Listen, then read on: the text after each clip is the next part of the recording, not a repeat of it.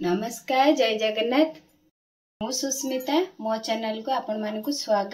तो आज चलतु बनैबा मैंगो सागु खीरी। तो ये खीरी बनैबा पूर्व मो चैनल को जदि लाइक शेयर सब्सक्राइब करना हंतनी ताहले सब्सक्राइब कर दियंतु। तळे थिबा बेल आइकन बटन को क्लिक करतु जा फल रे मोर सब नुआ नुआ वीडियो आपण मानक पाखको पहुंची परिबो। तो चलतु एबे ए खीरी एबे बनैबा स्टार्ट करी। मैंगो सागु खीरी पई कि प्रथमे मु एठी 3टा आंब नेइची। एटा होची पाचिला आंब। आपण माने भी जते बेले खीरी पई कि सागु खीरी पई कि आंब नेउचंती निश्चय मीठा आंब नेबे। खट्टा आंब हेले भलो हबनी खीरीटा हमर। तो एबे आकु चोपा छड़े कि यार चोपा छड़े कि पीस पीस करके काटी नबा। तो मु एटा छड़ेला परे पीस पीस करे काटिला परे आपण मानकु देखौची। देखंतु आंब गुडी को मु पीस पीस करी काटी नेली। आकु एबे साइड रखिबा आ रे ग्राइंडर जार आनिबा। तो एई ग्राइंडर जार रे आंब गुडी को देई दबा।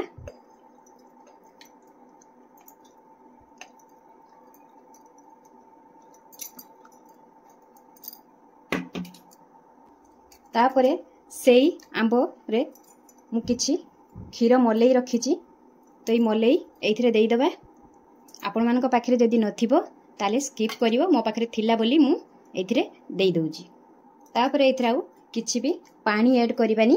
एम्ति ताको घोडणी लगेई के ग्राइंडर जार रे पूरा स्मूथ पेसी नबा। एई देखंतु स्मूथ करिके पूरा एकदम पेसी नेइची। तो आकु एबे साइड रखिबा। तापरे एठी देखंतु जेहि तो आमे एटा सागु रे खीरी बनेइबु।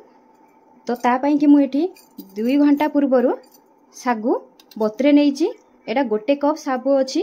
सागु देखि पारथबे आपण माने केतिकी बत्रीबा उचित देखि पारथबे। भांगिला को हाथ रे भांगी जाउची। तो एमिति ही रहिबो। तो एबे आरो पानी बाहर करनबा। तो देखंतु मु छाणी की पानी बाहर करनेली। एबे आकु 5-10 मिनिट पई कि एमिति ही छाड़ीबा। या देहरु सब पानी जेमति नथिबो सब पड़ी जिवो बाहरी की सेति पर्यंत छाड़ीबा। तो सागु को हमर 5-10 मिनिट हेई गलानी। पानी सबु हमर झड़ी जाईची। जहाँ भी एथिरे पानी थिला आउ सबु तळ को पड़ी जाईची। तो एबे आको साइड रखिबा। तापर चलंतु गोटे गैस रे कड़ाई बसै नबा। सेइथिरे गुआ घियो दबा। तो एठी हमर घियो भी हमर गरम हेई गलानी। एबे गैस रे फ्लेम को पूरा लो करि दबा। सेथिरे किछि कटा हेतिबा आलमंड को दबा। किछि काजू दबा। अल्प किछि किशमिश दे दबा। तो एतिकी पक्के की हल्का भाजी नबा। तो एठी हमर सब किछि हल्का भाजी हेई गला। तापरे जो सागुटा आमे रखितिलु ताकू एथिरे देई दबा। तापरे सेइथिरे हाफ चम्मच लूण ऐड करिबा। एबे आकू भलो भाबे गोळेई नबा।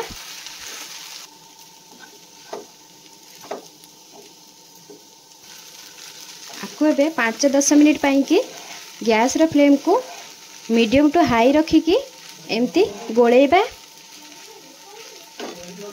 तो देखंतु हमरो सागुडा 5-10 मिनिट गोळेला परे भलो भाबे मिसी गलानी।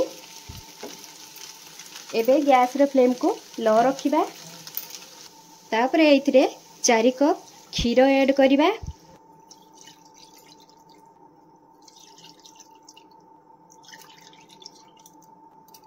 तापरे गोळेई नबा आकु भलो भाबे। एबे आकु गैस रे फ्लेम को मीडियम रे रखी कि लगातार गोळेबा। जमा भी बंद करिबानी नाहले तळे लागी जिवो। लागी गले हमर खीरीटा पोड़ा बास्ना हबो आ खीरी जमा भी भलो लागिबोनी।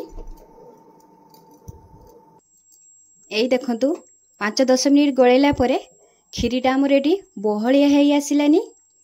तो एई स्टेप रे कोन करिबा ना गैस रे फ्लेम को पूरा एकदम लो करि दबा। तो एबे जो आंबटा हमें ग्राइंड करी रखिथिलु एइथिरे मिसेई नबा। तापरे एटी खीर पाउडर मु हाफ कप नेइची। एइथिरे तापरे एटा दबा। आपण मानको पाखरे जदि खीर पाउडर नथिबो ताहले स्किप करेंगे। तापर एठी मु गोटे कप चीनी नहीं मु ये गोटे कप चीनी नहीं कारण आंबटा आमर मिठा अच्छी से भी मिठा अच्छी तो मुझे गोटे कप चीनी नौची किंतु आपण मैंने जी मिठा खाइबे से अनुसार नेबे। तो एतिकी पकेकी भल भाबे गोलेई नबा।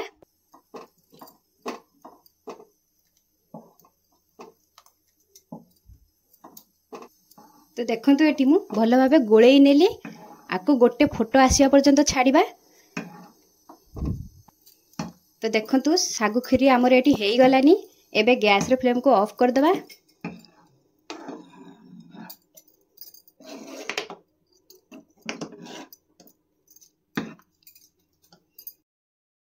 से चारोटी गुजराती को छेचिकी देदबा। ये खीरी रे देले गुजराती पाउडर टा भल बास्ना होता है।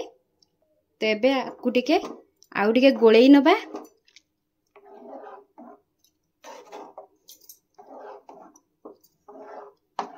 तो देखंतु मु भल भाबे गोलेई नेली आकु आपण माने ए गरम दिन ठंडा करिके खाइबे बहुत ही बढ़िया लागिबो।